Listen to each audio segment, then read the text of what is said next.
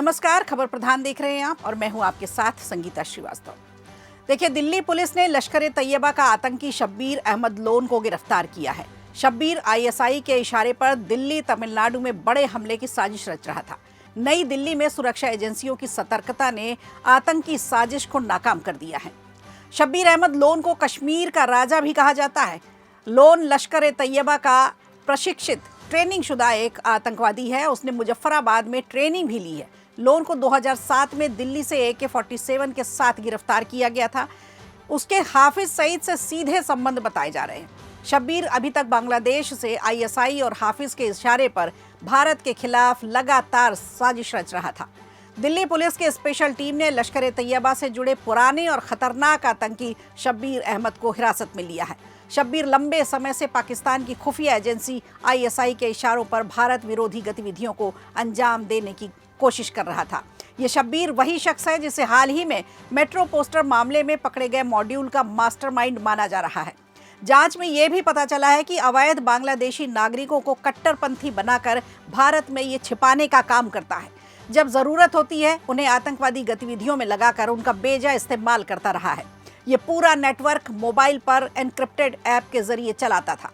शब्बीर की पुरानी आतंकी प्रोफाइल है। इसे 2007 में भी बड़े हथियारों, ग्रेनेड और खतरनाक एक्सप्लोसिव के साथ गिरफ्तार किया गया था। आर्म्स एक्ट के तहत उसे सजा हुई, लेकिन बाद में जमानत पर बाहर आने के बाद ये शातिर बांग्लादेश भाग गया और फिर वहां से बैठे बैठे ही भारत में आतंकी नेटवर्क को सक्रिय करता रहा। एजेंसियों की जांच में सामने आया है कि शब्बीर का सीधा संपर्क लश्कर के हाफिज सईद और जकीरुर रहमान लखवी के जैसे खूंखार आतंकियों से रहा है। जांच एजेंसियों की रिपोर्ट बताती है कि पकड़े गए लोन के इस खतरनाक नेटवर्क का लक्ष्य दिल्ली के लाल किले जैसे हाई प्रोफाइल इलाकों में संवेदनशील जगहों को दहलाने का था।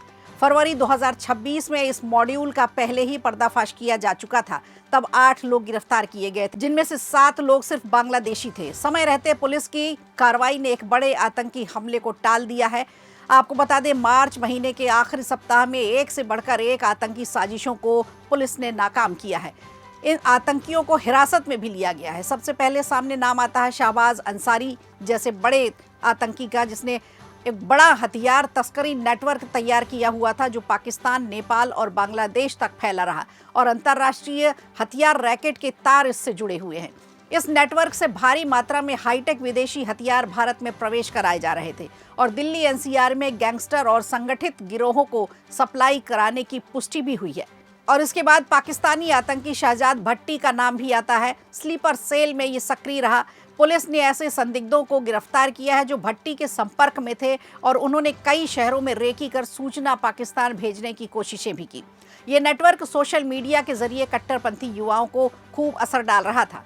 इसके अलावा जांच के दौरान मुजफ्फरपुर से जुड़े संदिग्ध नेटवर्क के भी संकेत मिले। बिहार का नौशाद पंचरवाला, जो कि एक मामूली सी जिंदगी जी रहा था, लेकिन असल में वो एक आतंकवादी संगठन से जुड़ा हुआ था।